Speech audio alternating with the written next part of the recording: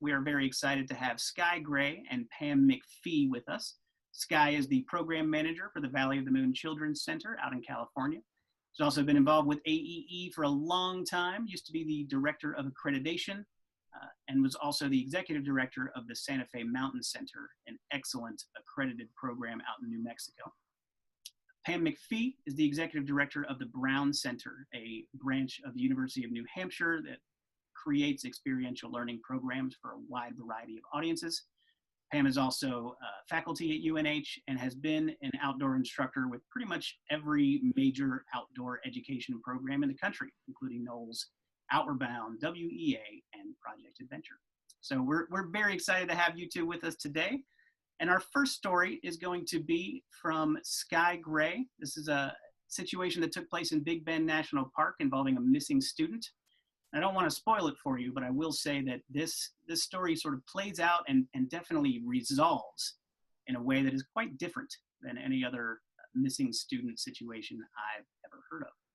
So Sky, I'm going to go ahead and pass it on over to you so you can tell us your story. Take it away. Great. Good morning, everyone. It's a pleasure to be with you. So if you'll just join me on this interesting tale that I'm getting ready to tell, that would be awesome. So first, I want you to rewind time and remember when cell phones were the size of small boom boxes. So we're talking mid-90s. I had just graduated from my master's work at Aurora University studying under Dr. Rita Yerkes, and headed back to the Mountain Center in a role that was the associate director. So there was a wilderness experience program, which started back in the day in 1979 when Rocky Kimball was the executive director. And that continued on, and it still continues on today. And so there was a group, a patrol of 8 boys from the Springer Correctional Facility, all teenagers. And they were headed into Big Bend, Texas for a 21-day wilderness experience program. We had 3 instructors in the backcountry, and they had been in the backcountry for about 8 days, warming up and leading to a descent into Joel's Canyon. Myself and a program director at the Mountain Center at the time, Michael Hawk, who now works for CYFD in New Mexico, and I drove down there to join the patrol to help to provide technical assistance for the descent into Joel's Canyon. We arrived in Big Bend, Texas, and if those of you who have been there, and hopefully there's 1 or 2 of you out there that have, it's a very desolate, remote area. We drove into Lajitas, which is a small trading post right on a border town. And we were packing our packs and getting ready to hike up to Anguilla Mesa. And as we were getting ourselves together and really excited to head in to join the patrol, we noticed that helicopters were coming on and off the mesa over and over again. So we're hiking, and we're thinking, I hope that's not our patrol, our group that's in trouble out there. And why is that helicopter going back and forth, back and forth? So it's kind of a story within a story, and it sets the tone for what ended up being one of the most interesting multi-agency search and rescue missions that I've ever been involved in, and certainly in the Mountain Center's history. So we decided to turn back and go back to Lajitas trading post, where the beer drinking goat, those of you who've been there, it's true, I saw it with my own eyes. And we called the Mountain Center, our headquarters, and said, hey, have you heard from our group? Do you know what's going on? Because there's a helicopter rescue going on the mesa. And our then executive director said, no news. So we thought no news is good news. Michael and I put our packs back on, headed up to the mesa. And on our way on that ascent, to the top of the mesa, we ran into a park ranger. We said, what's going on with the search and rescue with this helicopter? And he said, unfortunately, there was a death. And we are in the process of getting, basically removing the body and getting his friend off the mesa. So that set an interesting tone for Michael and I as we continued our ascent up onto the mesa. And as we were, when we set up camp that night, we thought, wow, how unfortunate, and thank goodness it's not our group that experienced that terrible tragedy. And we didn't know exactly where it happened. We heard it was this canyon called La Rana Canyon, Frog Canyon. And so we continued our foray into the desert, further into the desert, where everything is sharp and the water is hard to come by. And as we were hiking towards the group and our rendezvous spot, we happened to, and I'll just mention this as a sidebar again, imagine just kind of as Michael and I are joining this group, as we're kind of encountering kind of interesting outside the norm situations with this body recovery. So we stopped to eat lunch, and Michael was exploring, and we actually were in the canyon where this took place, and actually saw the exact site where this unfortunate accident happened. So again, setting the tone for, it was somber, and it was interesting and introspective time for both of us. We continued to hike, and we got to the place where we were going to rendezvous with the patrol of 8 boys again and 3 instructors, 2 males, 1 female. The lead instructor was a female. And we got to the campsite, everything was set up, everything was beautiful, really, really tight camp, but no kids to be found. And we're like, wow, maybe they're on a day hike, maybe they're, but we'd had a plan that we were gonna meet and start, basically organizing the descent into Joel's Canyon. We eventually found a note on top of one of the tarps, and it said, we have a missing camper, a member of the patrol, and we are doing a grid search. And so, wow, okay, that started to continue to unfold an interesting story that will take a couple of twists and turns before I finish in the next 5 minutes or so. So Michael and I, started to hike out and to meet the group, to find the group. We did find them, and we continued to organize a grid search and look for this young man. I'm going to call him Donnie. That's not his real name. So we were unable to find him. It was kind of moving into about the 5 o'clock hour, and we decided at that point we needed to send Michael and one of the instructors, Nick, out to go ask for help because he was nowhere to be found. In the meantime, as we were looking for him, the patrol was agitated, they were upset, and they were angry. And at one moment, as we were doing our grid search and looking for Donnie, because Donnie had simply walked off from the patrol to go to the bathroom. He didn't have his backpack, he didn't have water, he didn't have anything with him. So we knew that he could be in trouble in a pretty quick period of time, given the environment and the dangers and the hazards and the perils that come with being in the backcountry in Big Bend, Texas. So as we were doing the grid search and before the instructors hiked out, as the group was escalating in some of their frustration, because they knew if we couldn't find him, they were not going to be able to do what they were really excited about, to do the multi-pitch ascent into Joel's Canyon. They started yelling, Purton, get out of here, come on, we need you, where are you, we're going to kick your blank, blank, blank. So as they were escalating, we were thinking, wow, this is not the time for them to be angry and yelling epithets at little Donnie, who was out there somewhere in the wilderness. And so we huddled up the group and we said, you guys, do you think he's going to come out if he's hearing you guys be angry and upset with him? He's clearly having a hard time. You guys know he's been having a hard time.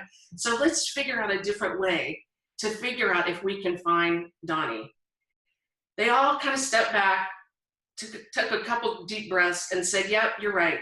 We need to really find him. He could really be in trouble. So once they were able to drop into their empathy and really get a sense that this really was an emergency and that this young person, their peer, could be in serious danger, they buckled down and they were really, really amazing in helping to try to find young Donnie. So the instructors hiked out, and I was out in the field with the lead instructor and myself and one other instructor. And the group was able to eat dinner, stay relatively focused, but again, they were agitated and now at this point worried because their peer was definitely missing. So the next morning we woke up, we broke camp, and we knew we were heading out, that we were obviously not going to be doing the Joel's Ascent. We explained that to the group and they said, we get it. We get that Donnie is in peril and that he could be lost and alone and without water, and that's serious. So they were able to rise to a different level of consciousness and understanding that we had a real situation going on. So we packed up, left the camp area, the campsite, and headed back into Lajitas. As we were hiking, we knew the button was going to be pushed. We knew that there was going to be a full-on search and rescue for this. He was 16 years old. As we were hiking, a plane came over, and it was a fixed-wing aircraft, and they were circling us, so we knew it was part of the search and rescue process. We then began to see helicopters as well. As the plane was flying over, we noticed that they threw because we didn't have a cell phone, we didn't have a sat phone. So we were not in contact with the officials at this point, except by air. So they dropped this a little, how do you do it? Like not exactly how to describe it, but they dropped a parachute with a rock and a note inside this plastic bag. One of our kids runs over it and grabs it, brings it back over, and the note says, if you found Donnie, wave your hands in the air, and if you have not found Donnie, squat down and into a ball. So of course we hadn't found him, and we squatted down, and the airplane tipped its wing to let us know that they understood our transmission. That was our form of communication at that time. Again, no cell phones, no sat phones. It was an interesting time. We continued to hike out, and the group, again, we were looking for him as we were going. We were, all eyes and hands on deck to try to see if we could find him, if he had headed the direction out into Lajitas. So to no avail, we did not find him. We hiked the group out, and we were met by officials in a parking lot where our van was located. And we got the patrol in a nice camp area and got them really well taken care of, well fed, watered, and calm at this point, because again, these guys were having a tough time, and at this point, extremely worried about their peer. So at that point, the group was being managed by the instructors, and I was starting to interface with Michael and other officials that were on the ground. That would be, so check this out. We had Texas Border Patrol, Mexico Border Patrol. We had Texas Rangers, and we had local sheriffs and state police. So 5 different agencies were now engaged in this search and rescue, and it continued for days. The only way we could get a picture of, because the instructors unfortunately made a mistake, and I'm going to talk about this risk management model in just a minute, but the instructors forgot to bring pictures of them. We always took pictures, Polaroid pictures of every kid, so that if they were lost or ran away, we would have a picture. But they had forgotten those. So the only reason we were able to fax a picture down quickly and swiftly to get it into the hands of the authorities was because the prequel of Lonesome Dove was being filmed in Lajitas. And so they allowed us, and the actors were there. It was surreal in many ways. So we were able to get a picture of Donnie and circulate it, and it was going, fast and wide, and his father was being contacted, and little did we know that he was, the father was also part of the incident, because he had threatened to drive down to Big Bend, Texas with a truck full of guns to protect his son.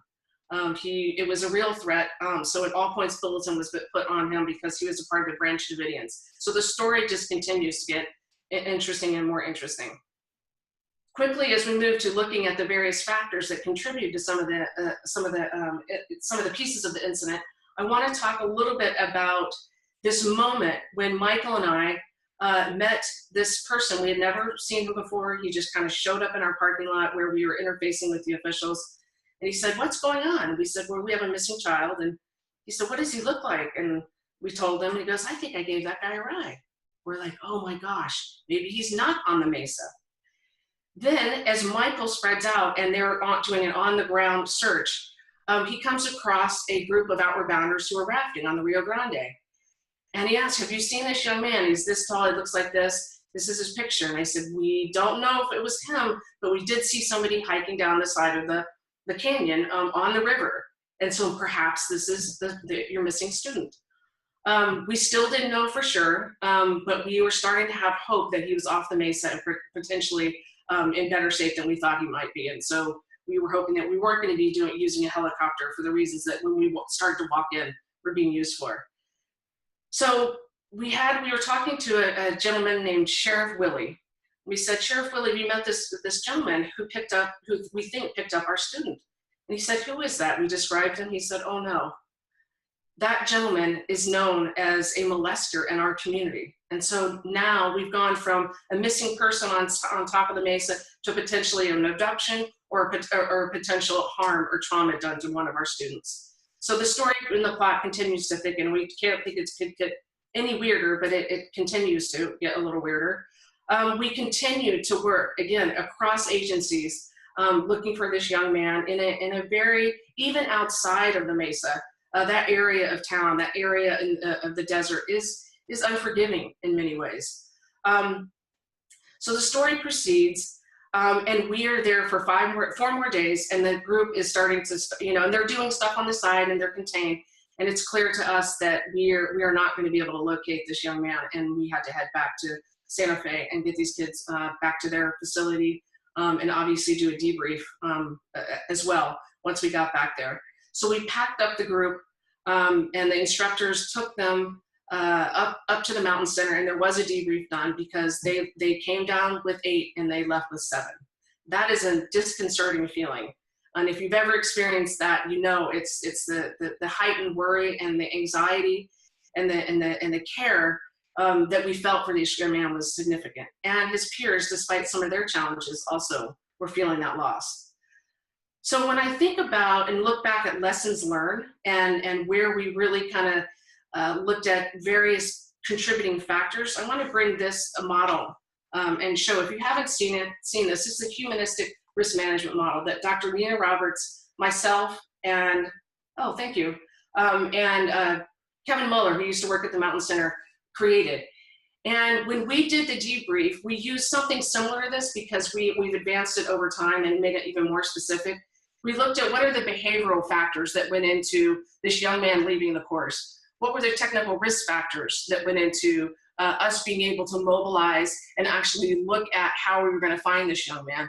And what were the physical risk factors? So obviously we were in an environment that was fraught with, if you didn't have the right equipment at the right place at the right time, there was a clear and present danger to this young man and to our group.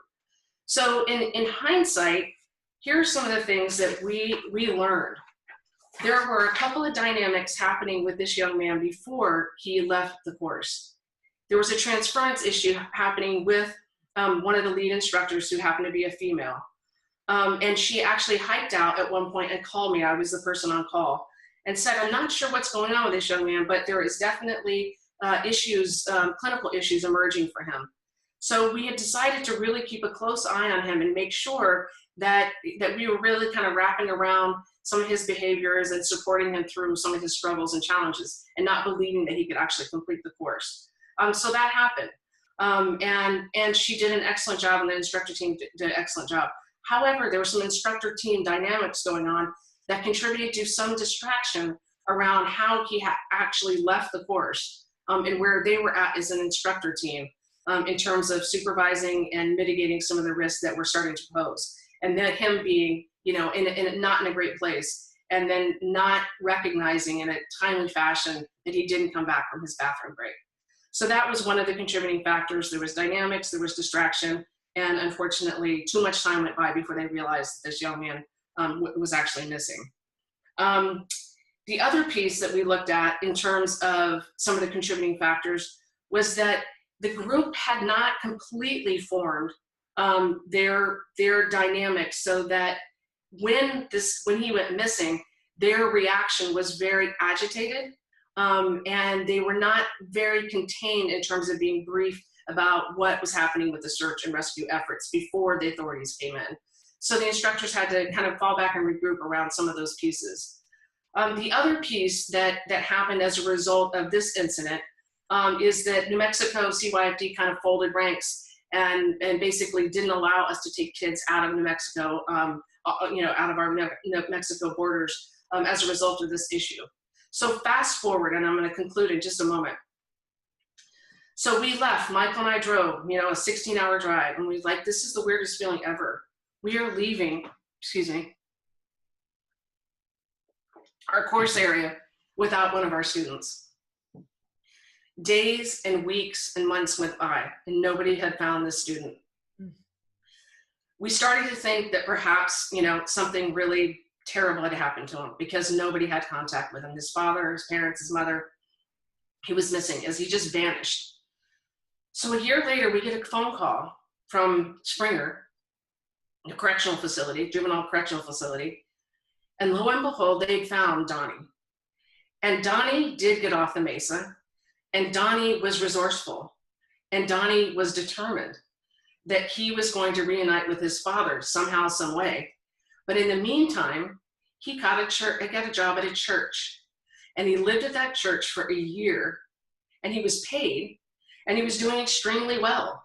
So who would have thunk that this young man, the story would end with him being working in a church in Lajitas, Texas. Actually, Terralingua is where he ended up working. He was extradited back to New Mexico. He finished out his term, and who knows where he is now, but he's safe, he's alive. And that search and rescue effort was epic and very meaningful in terms of what we went through as an organization, the learnings that we went through, and the takeaways were significant and meaningful and long lasting. So that's the story, and I'm not making it up. Quite a story. There's a lot going on there, Sky, and yes. I don't see any questions coming in from the audience right now, so I have a couple of my own, if you don't mind. But certainly, a theme that's going to be running through the stories today is this idea of your perspective on success and failure. I imagine you're driving away from New Mexico, you're feeling like you have failed. Yep. In some sense that you lost a student. A year later, that's a different story. How did this experience shape your perspective on maybe specific to runaway situations in the field and how you look at those, but also on your larger idea on success and failure in this kind of work? Well, I think, one of the things, as soon as I finished my graduate degree, one of the things I focused on and wrote on was clinical incidents in the field, and us not, as a field, not paying enough attention sometimes to the behavioral aspects of risk management. And that's why the creation of the Humanistic risk management model, where we talk about critical clinical incidents. I think we had signs and signals that this young man, even though he was screened and interviewed before we took him into the backcountry, but that he was not necessarily stable and clear enough in his own psyche to be in that kind of environment and be successful. He was able to get off the mesa and be successful in a different environment, but I think we missed some behavioral cues, and as a result, our screening process amped up some so that we could hopefully mitigate that in the future. So, because it definitely had a huge impact on the organization, for sure. Sure. And looking a little bit more closely at some of the decisions that were made, in Paul's story, in our last section of this webinar series, he had a similar situation where there was a student who needed help. He made the decision to sort of leave his group out of that. You made the decision, and your instructor team made the decision to get your students involved in a grid search. Yes. And I'm curious, just reflecting on that, do you feel that was a good time to use students in a real emergency situation? Do you recommend that, or do you have some thoughts on when to use your students versus distracting them?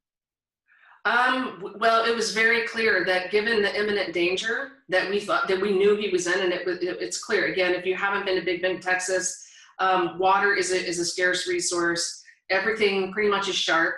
The person who had died just a mere couple days before stepped off the side of a cliff, hundreds of feet down. So I think there was a sense of urgency and a sense of humanistic care about what was happening with their peer. And so even before we go in, when we went into the backcountry, we would do practice litter carries. Because forming the group and norming the group and having them be having a sense of community was really important. Once they got through their anger, they were amazing, and we gave them the task. We let them know that this is serious, and once that all registered, despite some of their own issues, they were able to galvanize and they were able to mobilize to try to help their friend and their peer that was clearly in danger. Yeah. So you would do it again. Absolutely. It's a great opportunity to get the group involved in something real. Yeah, exactly. Real education. We have a question coming in from the chat. It asks about the trajectory of the instructors after this incident. I hear you did the critical incident debrief with the students. How are the instructors doing after they lost a student? Yeah, it was intense because we had several debriefs because of the kind of as things unfolded and we understood more information. And it was tough because of some of the instructor dynamics. We had to really kind of dig a little deeper around what led up to the incident, and sometimes that's hard. Lessons learned, reflective leadership is an incredibly important skill and ability doing this work. And so some people are further along than others, and being able to say, yeah, I really did miss some of those cues, and this is why. And so it was difficult. We were able to, as an agency, take the lessons learned and change some of our policy, and also up our clinical understanding of some of the kids we were taking into the backcountry. And so the instructors, at the end of the day, once we were able to really extrapolate the major learnings, I think they felt like, yeah, there were some things they could have done differently, and there are things that they did incredibly well.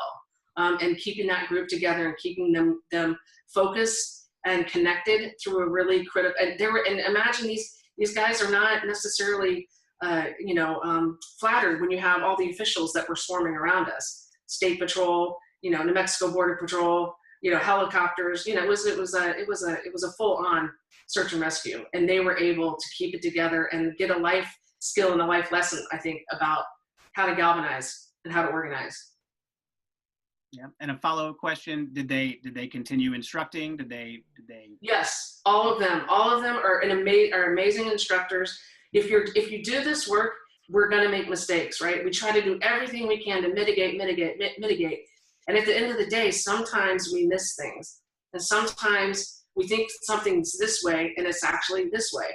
And so they were all lessons learned, and they continued to instruct, and so that we were able to come to some really good individual instructor learnings and organizational learnings. Nice.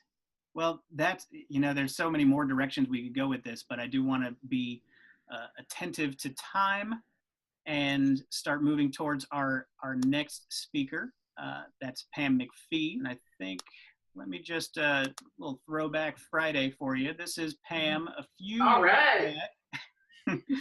on I believe this is the Alaska trip that you're going to be telling us about, correct? That it is. Yeah, so Pam's going to tell us about the trip to Alaska she took twice, and how that changed her perspective on what does this successful outdoor education experience even look like.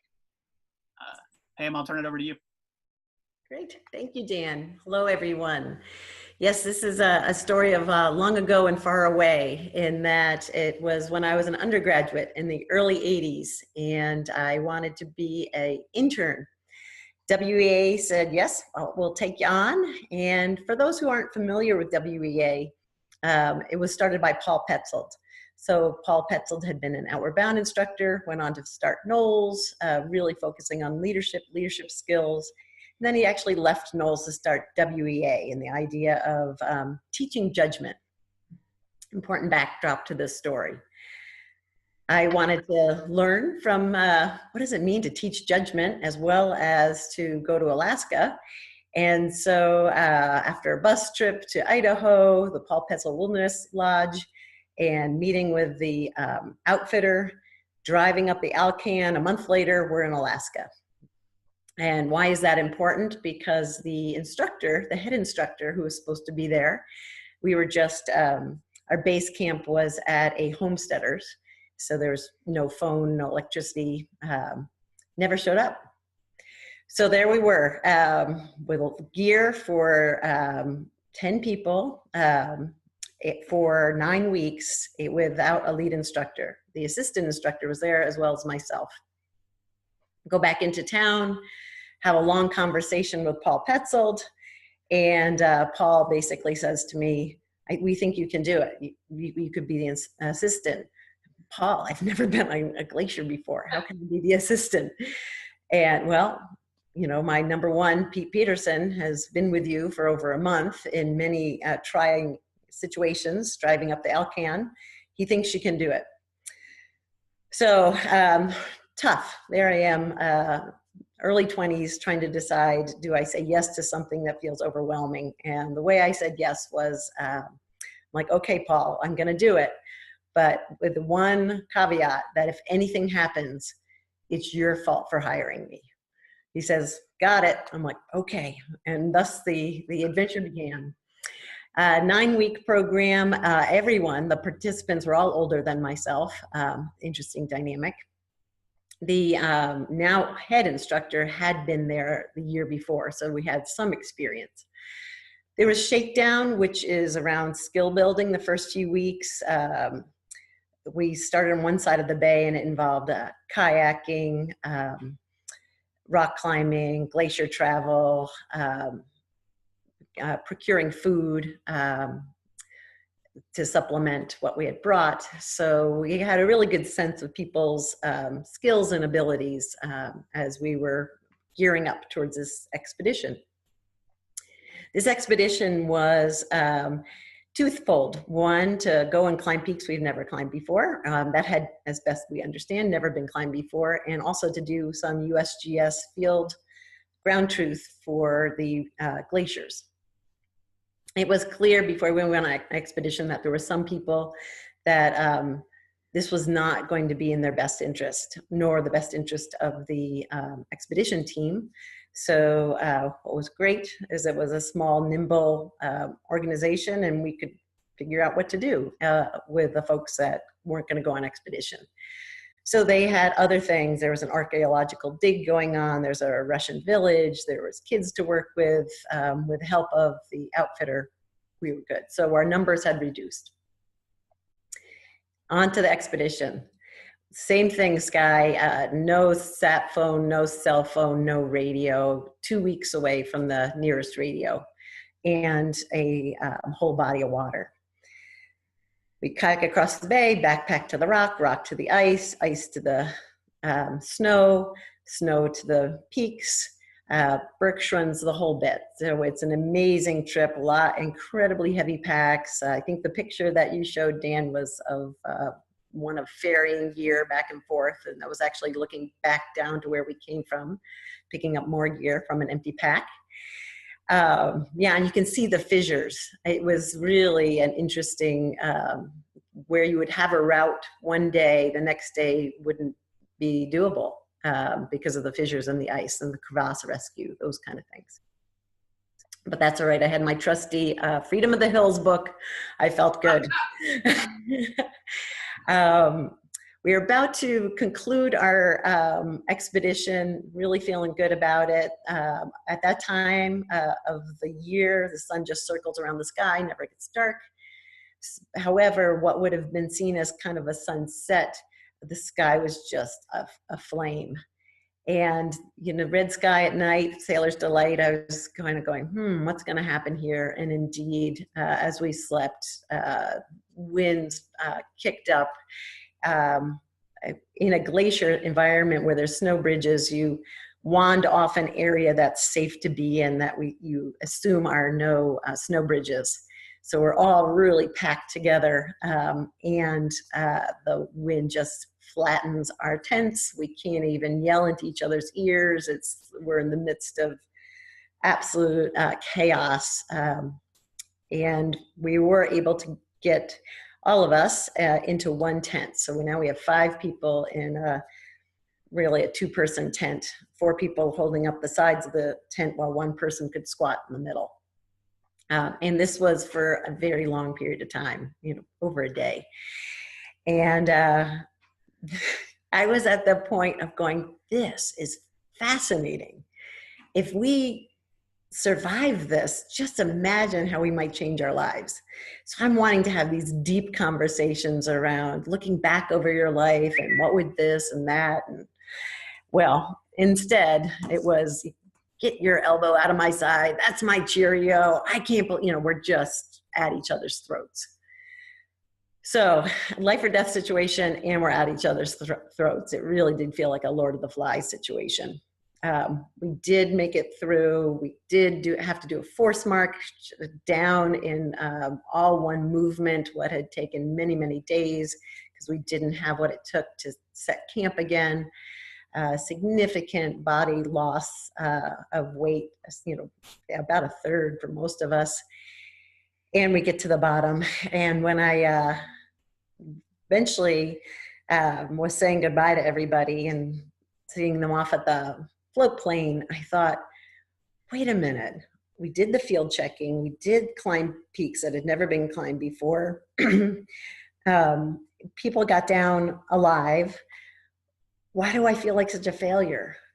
You know, against the odds, we made it, but I feel like such a failure. Spent a year looking at my failure, my sense of failure, working with gear companies, some of which were starting to create titanium poles and things like that. Just spent that entire year investigating how to do this again and do it differently. It didn't just stay on the technical side of gear. It also went into skill building, not just the technical skills of glacier travel and how to protect climbs better, because this is back in the days of snow flukes and pitons. But also but what does leadership really mean? And so I read many of the greats, and in looking at what is leadership, and it looked at other expeditions, and endurance being one of them, and Shackleton's. And then there we go, did it again the following year. Very similar, however, we had more people on the glacier.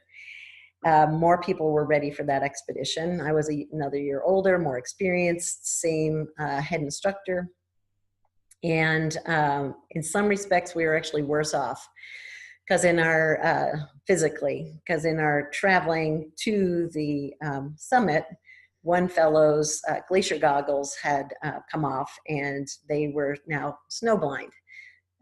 Potentially temporary situation, but we didn't know. So just keeping that person in darkness was what was necessary, but we're also very far away from anything.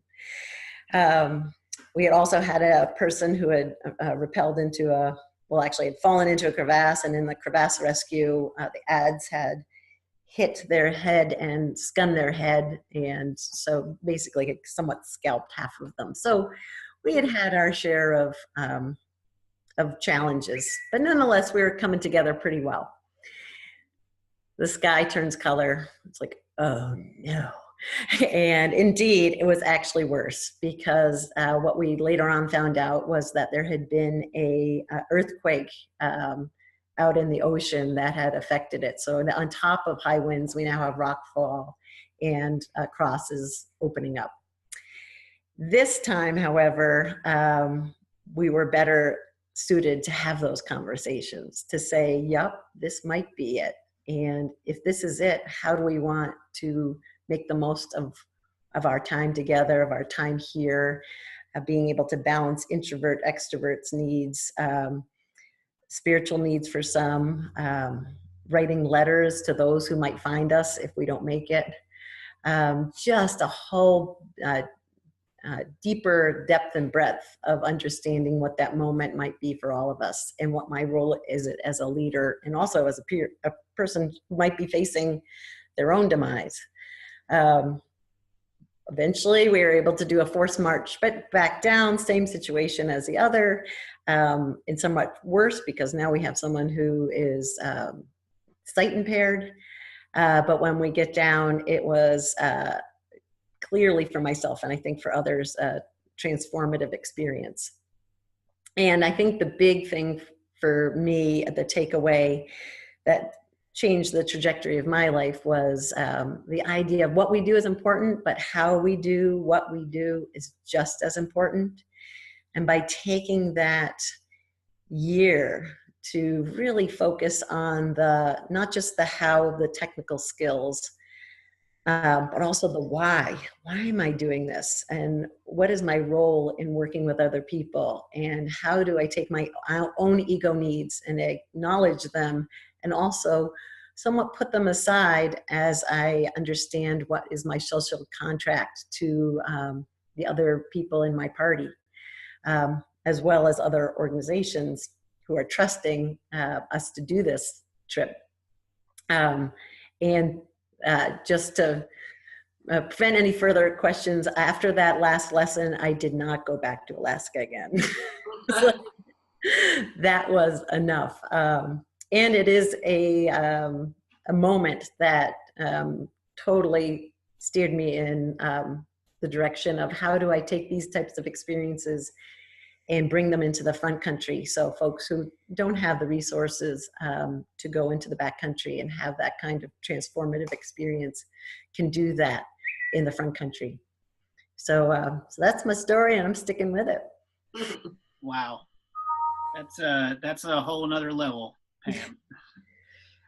And so I think immediately I think of this I don't think it's actually a Kurt Hahn quote. I think it's somebody that he studied that was talking about the moral equivalent of war, and how one of the reasons that we try to encourage people to go through these intense experiences is to provide that sense of camaraderie, of being connected to the people around you when things are real, when things are really real. It sounds like things on your course got really real.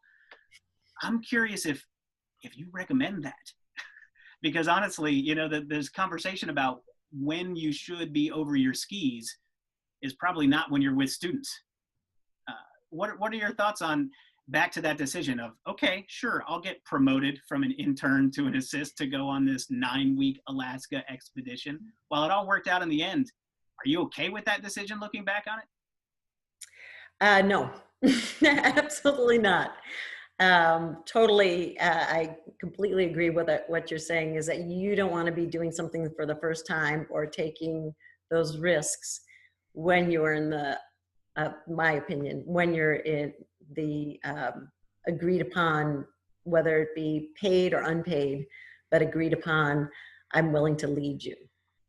So, and I encourage that even with a group of friends, if you're putting yourself like, I'm willing to lead you, and I've never done this before, that's a different story than I'm willing to lead you and not be forthcoming around your own abilities. Yeah. So if you put on your administrator hat and put yourself in Paul Petzel's shoes, I guess, how would you have done things differently in that situation? I would have not gone up on the glacier in particular, you know, done a much more clear understanding of risk management, and then say, spend the time on the bay. Let's see if we can hire a guide. Let's see if we can just hire someone with the technical skills and experience to do this. Now, the tough part is at that point, there wasn't anybody who had explored on that side of the Kenai Peninsula. So that is a bit of the challenge. However, there definitely were people who were experienced on snow and glacier travel. You know, that literally, I'm reading the book before I'm teaching crevasse rescue. It's not the way you want to do it. Just a little wrong. At the same time, you know, the other side of that, and I think the way that risk management and technology has evolved since both the stories that are being told here today. Do you see pros and cons to the fact that now, if that happened, it would, you know, be a sat phone call here, and you would have technology pieces that might help you be a lot more conservative? Do you see some pros and cons to that evolution of technology that allows people to call each other when they don't know what to do, or to push a button that tells somebody where they are if they feel like they're in danger? Well, I think there's a huge assumption, and thus the problem is that assumption that having led a 100-day trip in 2009 with the military's best sat phone, and when we needed an evacuation, it didn't work. It's easy to imagine that it's true, as you say, that there's just a phone call away, just a push of a button. And I think it's really important that we're training our leaders that doesn't always work. So to have that self-reliance of, okay, yes, plan A, this all works. Plan B, it doesn't. Now what do you do? So I appreciate having lived through the non-technology days because I felt like I had a very solid understanding of my own skills as well as the risks that I was agreeing to by going into the backcountry, that it is a self-reliant group. I think sometimes the technology dampens that idea of self-reliance. Yeah, well said. Sky, it sounds like you might have some perspective on that as well, considering in your event you were coordinating with 4 different government agencies. Yeah, and I one of the things we definitely learned very quickly is they all have a very different approach, and they all had different opinions about, you know, how the search and rescue was going to unfold. And so it was really interesting to watch their dynamics, and also feel like we wanted to be a part of it, but obviously it was kind of out of our hands at that point. And so yeah, there was some complication that occurred with the different agencies, and despite all that, they did mobilize, and they put everything they could to try to find this kid. Yeah. Yep. Yeah. So the theme I'm hearing is that technology can be a pro unless you don't know what to do when it breaks. Exactly. Yeah. Well, we're starting to get to the end of this. I do want to go back to that theme of what does success really look like, and I'd like to hear from both of you. Maybe Pam first, since you just told your story. But if your current self could go back to your brand new, you know, bright-eyed, I'm going to be an outdoor educator self, and give some advice about how to have that perspective. What is success? What is failure? What would you tell yourself? That it really kind of goes back to the tenets of experiential education, you know, that a miseducative experience is one that arrests the desire for future growth. So I really go back to success being creating and living in experiences that both encourage as well as instill that sense of self-efficacy. And yes, even though something might have been very hard or difficult, or maybe, and I never want to do it again, it still encourages that curiosity, as it did for me between the first expedition and the second, that said, leadership is more than just getting the task done. But what does that mean? So success for me is being willing to call the question and live in the question and live towards that curiosity of knowing more, and instilling that and encouraging that in others. So in my corporate life now, I've created a model of, and people dive right into it, that success is quality. A, did you get the job done, and at what quality? B, efficiency. How did you use your resources? Resources, time, most important. Financial, structural, natural resources, you get the idea. Human capital. And then the third, and this is what I spoke of in the story, which is satisfaction. Does every member of your organization want to be a part of this organization and want to show up and do their best and continue learning? So, so my interest as well as my career really focused on that third leg of the triangle of when I look at success. Thanks. Sky, your thoughts? I think in conclusion, having been in this field for many, many years, and having had successes and also challenges and what we could put into the category of failures, one never wants to leave a course area with one less child than you took into that course area. So that was really tough on myself as the associate director, and things I could have done differently, and things that perhaps we missed in the screening process. So it was one of those moments where, and I remember people talking, and at AEE conferences, about the longer you are in the field, the closer you get to potentially losing a student. And I said, well, I've been in the field for at that time, almost 20 years. It can't happen now. We don't want to lose this young man. And so, and I'm really, really, pleased to be able to end that story with we didn't lose him. And that in many ways he found himself, and he found some efficacy in his own plight to really transcend some of his own challenges.